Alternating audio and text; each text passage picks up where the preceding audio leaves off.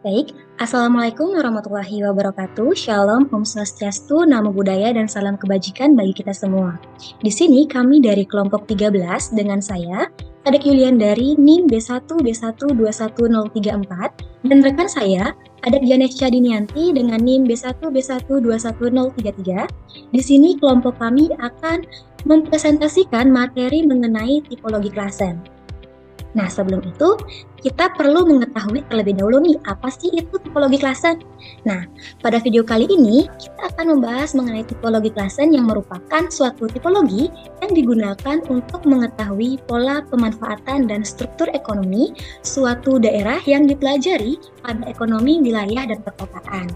Nah, teknik tipologi klasen ini tuh dapat digunakan untuk mengetahui gambaran tentang pola dan struktur pertumbuhan sektor daerah, yang mana analisis ini itu mendasarkan pengelompokan suatu sektor dengan melihat pertumbuhan dan kontribusi sektor tertentu terhadap total PDRB suatu daerah. Nah, PDRB ini itu merupakan singkatan dari pendapatan domestik regional bruto.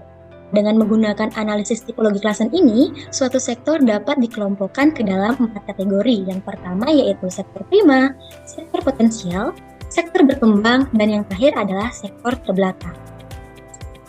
Baik, untuk mengetahui lebih jauh mengenai analisis tipologi klaster ini, mari kita simak videonya. Di sini saya sudah menampilkan data dari sektor lapangan usaha di kabupaten yang ada di Sulawesi Tenggara, yaitu Kabupaten Buton Tengah. Yang mana di sini kita akan melakukan analisis tipologi klasennya. Tujuan dari tipologi klasen itu adalah untuk mendapatkan output pengelompokan dari beberapa sektor yang ada di daerah tersebut. Nah, di sini yang menjadi fokus kita itu adalah klasemen atau pengelompokan dari sektor-sektor yang ada di dua daerah nih. Yang pertama yaitu ada Kabupaten Buton Tengah, dan yang kedua nanti kita akan menganalisis juga Provinsi Kalimantan Selatan. Tetapi sebelum itu kita harus menghitung terlebih dahulu berapa sih laju pertumbuhan dari setiap sektor yang ada di daerah tersebut serta kontribusi dari setiap sektor yang ada. Baik, yang pertama di sini kita akan menganalisis terlebih dahulu untuk Kabupaten Buton Tengah. Pertama-tama di sini kita akan menghitung terlebih dahulu dari laju pertumbuhan sektor yang ada di Kabupaten Buton Tengah. Nah, jika kita ingin menghitung laju pertumbuhan sektor di tahun 2018, kita menggunakan rumus yaitu sama dengan kita kurung sektor yang ada di 2018 dikurang sektor yang ada di 2017, tutup kurung dibagi dengan sektor yang ada di 2017. Kemudian kita enter. Baik, di sini kita sudah mendapatkan laju pertumbuhan untuk sektor pertanian, kehutanan, dan perikanan untuk di 2018. Nah, selanjutnya kita bisa menghitung untuk tahun-tahun berikutnya itu kita bisa langsung tarik nih dari 2018 sampai di 2022. Kemudian kita bisa juga langsung menarik ini untuk mendapatkan laju pertumbuhan sampai di sektor jasa lainnya. Kemudian kita klik auto zoom. Nah, di sini karena untuk laju pertumbuhan itu kita presentasikan itu dalam bentuk persen, maka untuk data ini kita akan ubah ke bentuk persen. Nah, selanjutnya adalah kita menghitung rata-rata dari laju pertumbuhannya. Menggunakan rumus average atau rumus rata-rata sama dengan average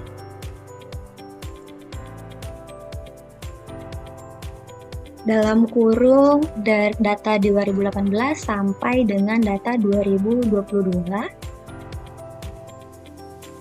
Kemudian kita auto zoom lagi dan kita ubah ke persentase.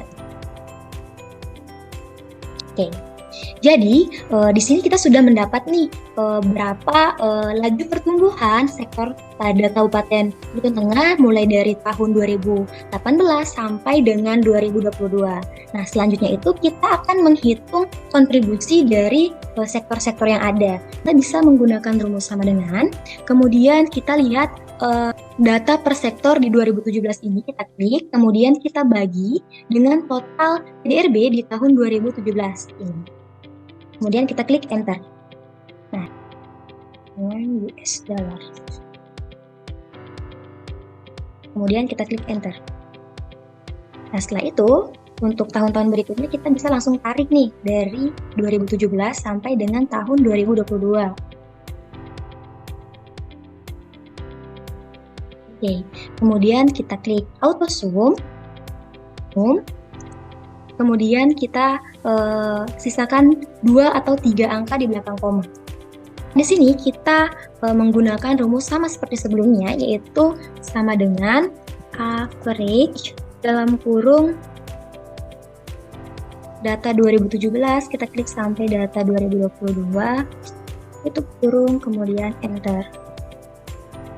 Tarik lagi untuk rata-rata sampai di sektor jasa lainnya.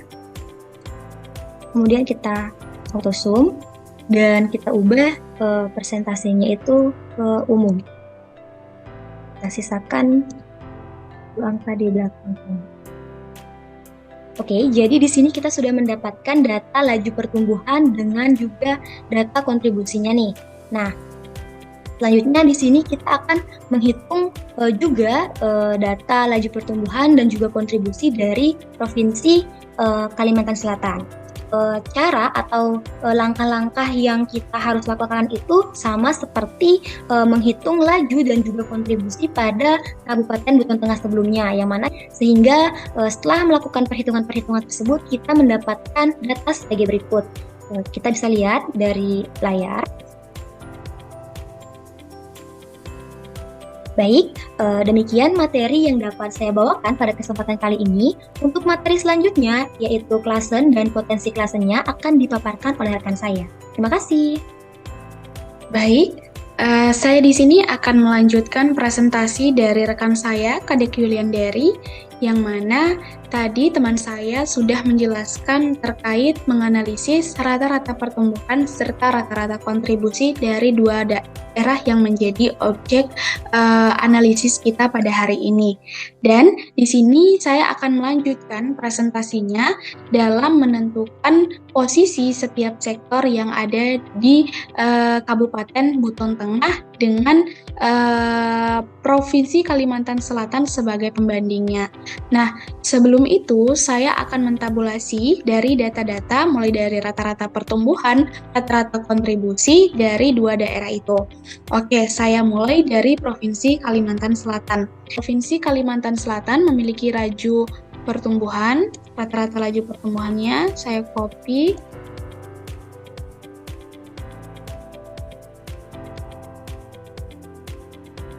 Oke, selanjutnya ada rata-rata kontribusi. Rata kontribusi di sini saya copy.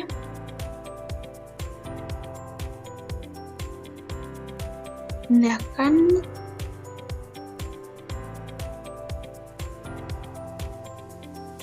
Oke, selanjutnya saya akan mentabulasi dari data rata-rata pertumbuhan dan rata-rata kontribusi dari Kabupaten Buton Tengah.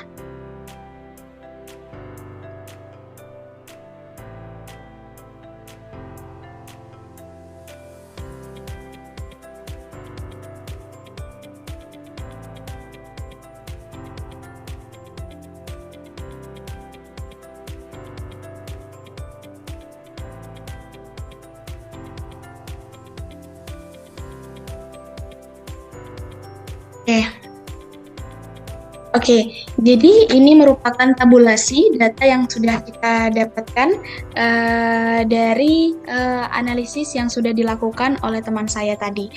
Oke, tetapi sebelum itu saya ingin mendisklaimer dulu mengapa sih kita mengambil 2 daerah untuk dianalisis dalam tipologi klasen ini.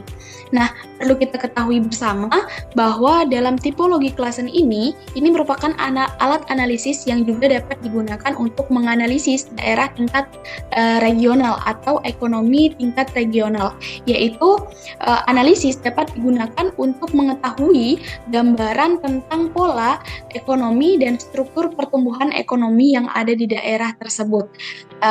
Tipologi klasen tingkat regional ini dilakukan dengan membandingkan pertumbuhan ekonomi di dua daerah, yang mana di sini kita mengambil Provinsi Kalimantan Selatan dan juga Kabupaten Buton Tengah. Nah, di sini Provinsi Kalimantan Selatan ini akan dijadikan sebagai acuan untuk menentukan posisi dari beberapa sektor di Kabupaten Buton Tengah. Nah, saya ulas sedikit mengapa sih kita perlu melakukan analisis tipologi klasen. Nah, analisis tipologi klasen ini penting untuk kita lakukan agar pemerintah daerah, pemerintah setempat itu dapat mengambil tindakan atau kebijakan dengan tepat sesuai dengan posisi dari sektor-sektor yang ada.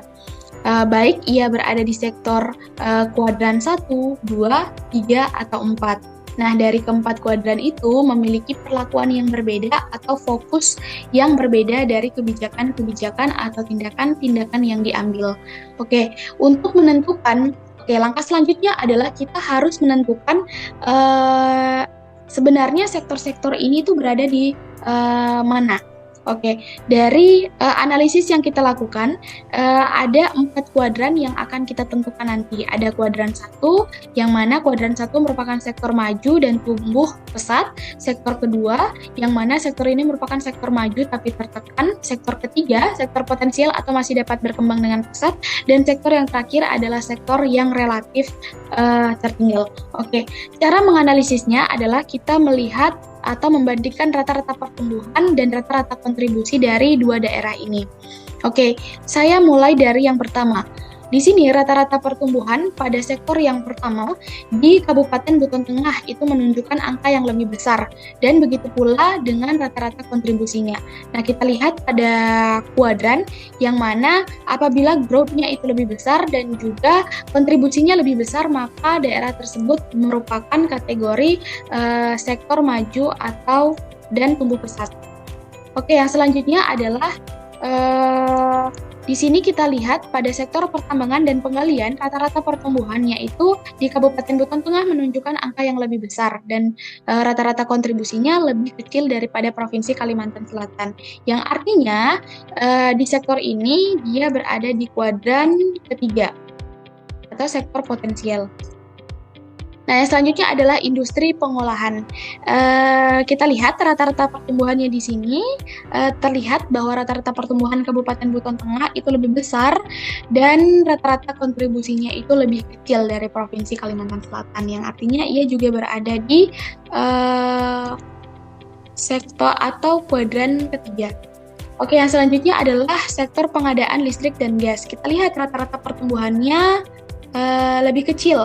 lebih besar, mohon maaf, dan rata-rata kontribusinya di sini itu lebih kecil, yang mana dia merupakan sektor potensial. Mungkin saya akan percepat untuk penentuan kuadran ini. Untuk sektor pengadaan air, pertumbuhan lebih besar dan rata-rata kontribusi sama, berarti dia sektor maju dan tumbuh pesat. Nah, selanjutnya adalah lebih besar dan lebih kecil. Dia potensial lagi. Selanjutnya lebih besar. Artinya dia sektor maju. Selanjutnya lebih besar, lebih kecil. Artinya dia kuadran ketiga. Selanjutnya lebih besar dan lebih kecil. Jadi dari hasil analisis perhitungan-perhitungan yang sudah dilakukan dari awal tadi, maka kita dapatkan klasennya nih, klasen dari setiap sektor yang ada di Kabupaten Buton Tengah berdasarkan perbandingan dari Provinsi Kalimantan Selatan. Nah, artinya dari posisi sektor-sektor ini, perusahaan itu dapat mengambil tindakan atau kebijakan pembangunan selanjutnya di sektor-sektor ini. Misalnya nih, bidang atau sektor pertambangan dan penggalian, ternyata ia merupakan sektor yang potensial dan masih dapat berkembang dengan pesat. Artinya pemerintah dapat memberikan fokus yang lebih pada sektor ini untuk menggali potensi-potensi yang ada di sektor ini sehingga ia bisa menjadi sektor yang maju dan tumbuh pesat di daerah Kabupaten Buton Tengah. Oke, mungkin itu kesimpulan yang dapat kita ambil di sini bahwa analisis tipologi klasen ini merupakan analisis atau alat analisis yang bisa digunakan oleh pemerintah utamanya untuk menentukan sektor-sektor unggulan atau sektor-sektor yang menjadi titik perhatian yang besar bagi pemerintah untuk mengambil kebijakan serta pembangunan di sektor tersebut. Oke, mungkin itu pembahasan yang dapat saya berikan. Kurang dan lebihnya mohon dimaafkan. Akhir kata saya ucapkan wassalamualaikum warahmatullahi wabarakatuh dan Om Santi, Santi, Santi Om.